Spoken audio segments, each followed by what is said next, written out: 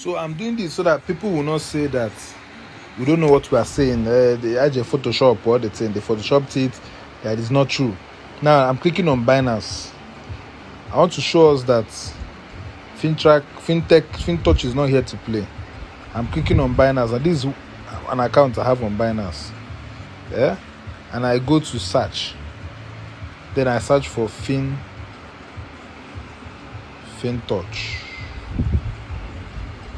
I search. What I'm seeing here is top 5 crypto projects with highest audit trust scores currently. You click on it, it opens. On the list here, the number 1 is CoinCU. Now this is the list. Let me zoom it. On their number 3 here is what do we see here? We see FINTOCH number 3 with 87 score. We go down here.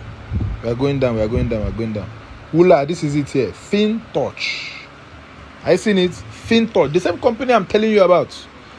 On Binance already, Binance has done their research and they've seen that these people have they've gone through the auditing in the crypto base and they came out with 87% score. Top 5 crypto projects with the highest audit trust score currently, meaning that FINTOCH has undergone cryptocurrency scrutinization and they came out the third.